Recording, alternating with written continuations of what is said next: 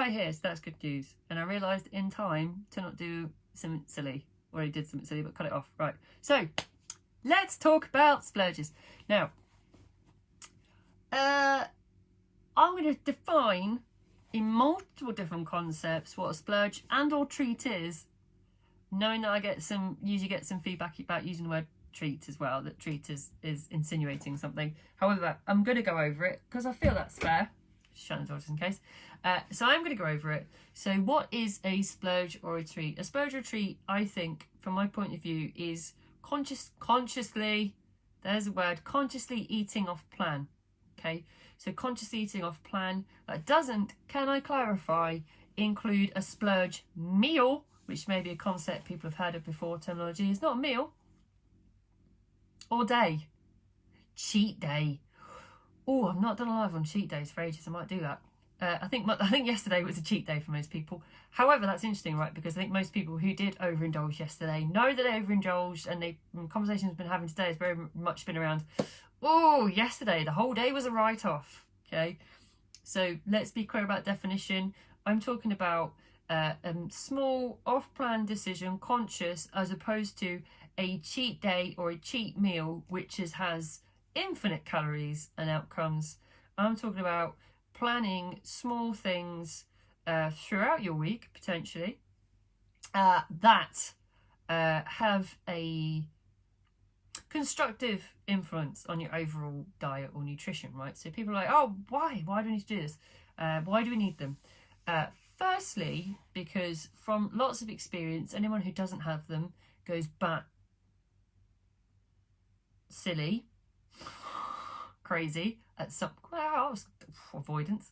At some point will go very opposite direction where they've been. So if you're somebody's like, I must lose weight, I must be very restrictive, I must keep my diet that's squeaky clean, for those who are not sure, squeaky clean, there is at some point where you will snap and start eating your body weight in chocolate or bread or ice cream or whatever your tipple is, right? So the idea is that rather than going very black or white, nothing or everything, the concept is that you plan in small things that you know that you're going to enjoy, etc., and that are going to help you get a balance between I'm eating towards my goals and actually what I'm doing is enjoying food and indulging, if you want to use that word, indulging in the same sense. Okay, now what happens, right, if you don't have them? I kind of touched on that. Yes, you kind of will go all or nothing if you don't plan them as well. Okay, let's get specific with my own words.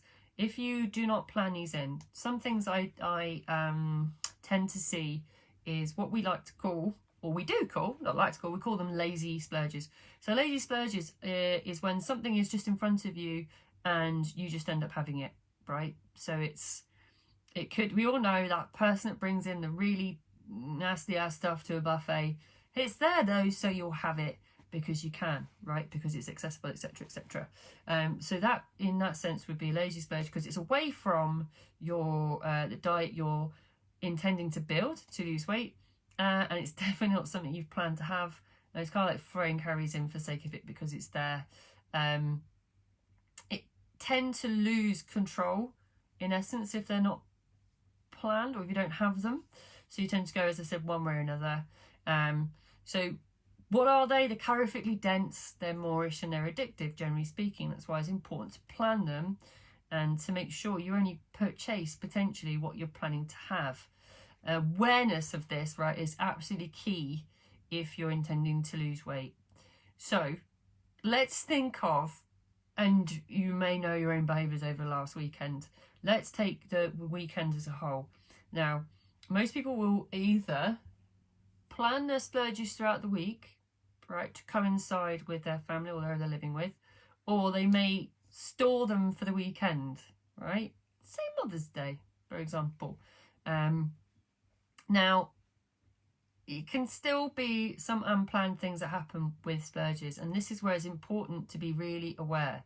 So say, let me use an example. I'll use a combination of two. So I've saved all my splurges for Mother's Day, and I know I'm going to have 3.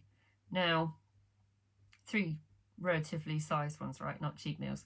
So I'm getting to the weekend and I'm having all have it on Sunday, and then something happens on Saturday.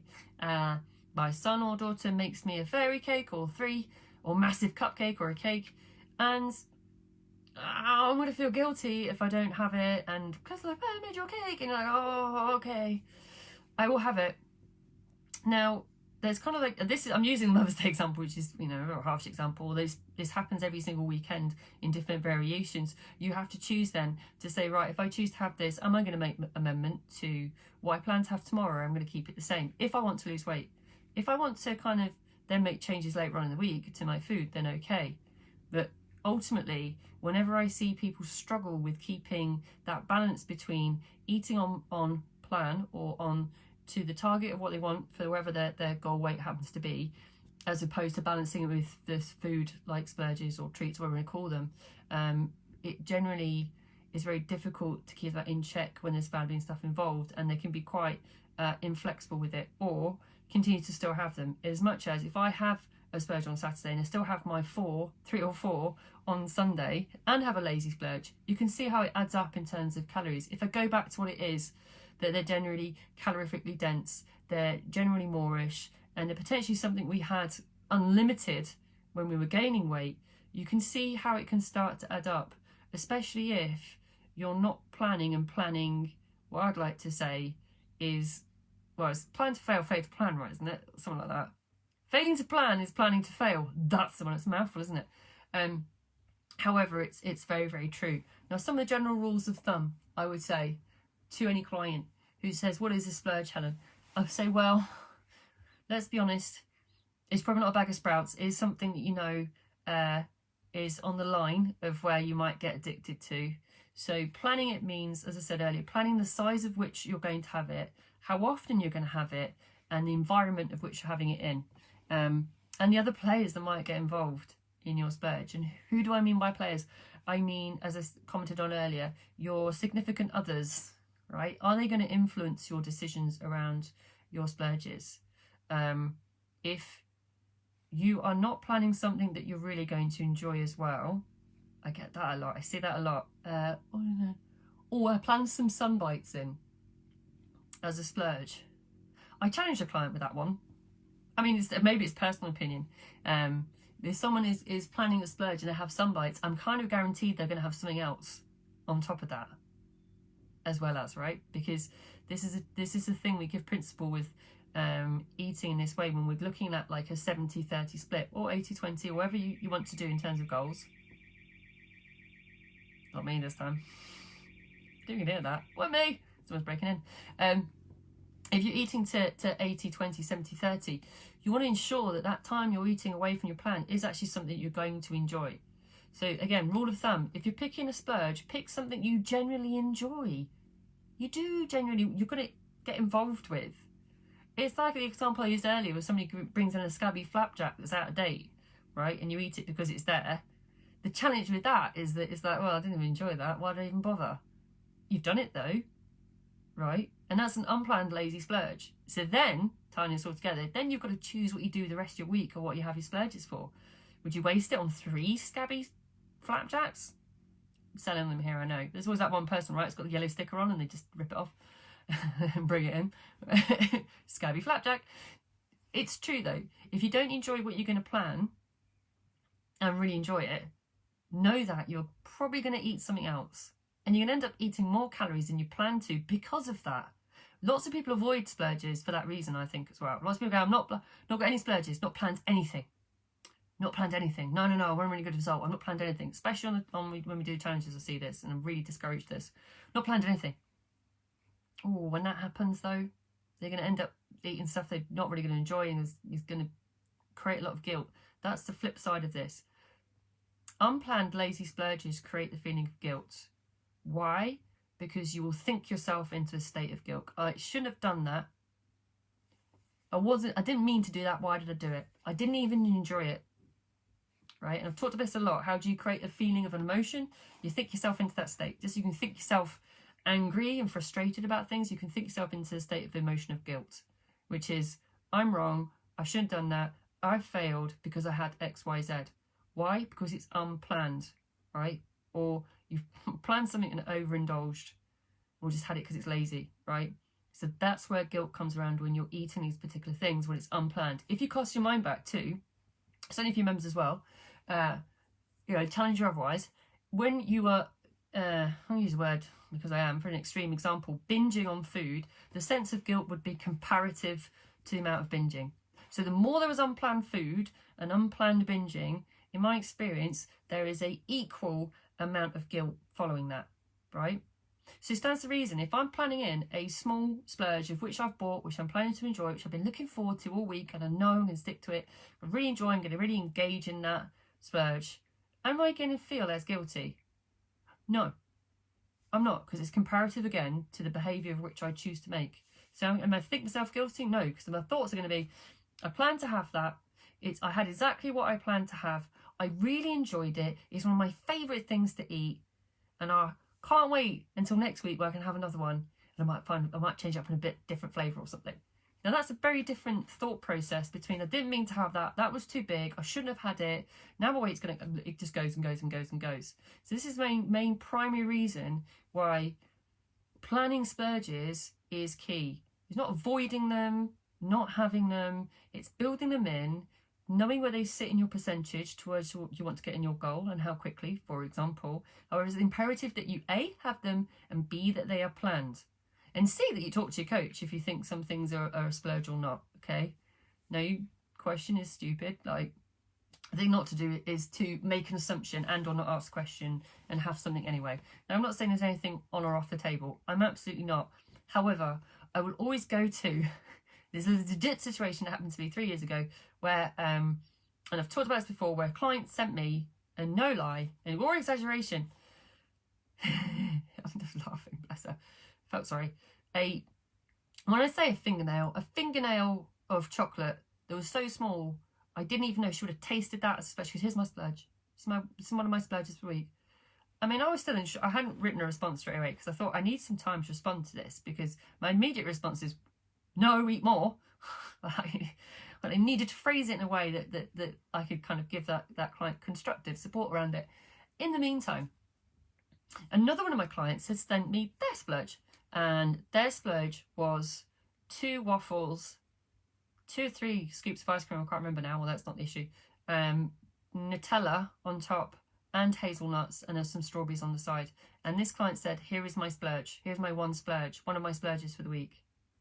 Now that's the extreme example, and it did happen literally, it was a Tuesday morning, it was around about 11 o'clock, I remember, because it was so, now I need to pause before I respond to both of these to make sure that each client understands it. But there's an extreme, and yet both clients in their concept were like, this is a splurge. So if you're not sure, if you're like, is this a splurge, is this more than one splurge? Okay, again, some guidance I've given over the last couple of weeks, and using another example of a client who did this brilliantly, who planned a brownie as one splurge. She had it pre-ordered. When it arrived and she started to eat it, she was honest to me and said, I started to eat it and realised it was probably all my 3 splurges in one, because it was the richest, darkest, most indulgent brownie I think I've ever had. And in that moment, I thought to myself, I could tell myself this is one splurge, or I could accept that it's probably all 3 for this week and then readjust for the rest of the week. And though, really appreciate this right now. And to be fair to her, it did look lovely and she did really enjoy it, right? And she didn't feel the need even to then have additional splurges, because she'd really engaged and been mindful about what she was eating. And that's really important to do in the moment as well.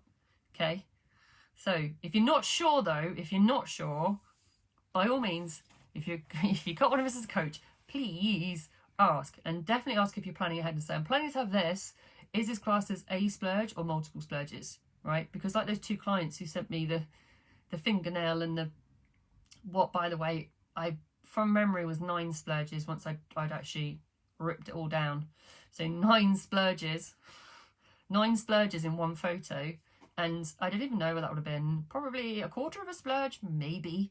The concept of a splurge is really important. So if you're not sure, ask, and we will be honest. Probably don't ask in a moment, like, I'm eating this right now, is this okay? In the hope the coach will miss it, right? Again, if you're going by this rule of thumb, plan your splurge ahead of time, ask your coach and say, actually, is this what you would suggest? Is this inadequate? I really want to have this, but is this really calorifically okay to class as one splurge? Or am I kind of fooling myself? All right, this is all based on the fact that you want to lose weight and you want to find out how to do it, understand it. Again, I will recap some of this, but understand principally a lot of things I'm covering here to avoid that sense of guilt, to continue to lose weight, and also to enjoy what you're eating. Like, enjoy both sides of the coin, like the 70 to 80% where you're eating to your portions, etc., and the 20-30% where you're actually not, right? Just understanding what that 20-30% looks like from a size, calorific point of view, how you're planning, etc., and how you're executing that, and dealing with changes to that really does make a difference to results. And I will tell you this, again, in my experience, the most I've ever seen in a week is 18. Okay? 18. That's a lot. That's a lot. Okay? Now, that client needed a lot of support to understand that. We worked to make sure that that happened. And that client got a great result. Right? But it's all about asking the question, getting the support, and knowing where to make changes to get what you want. Right?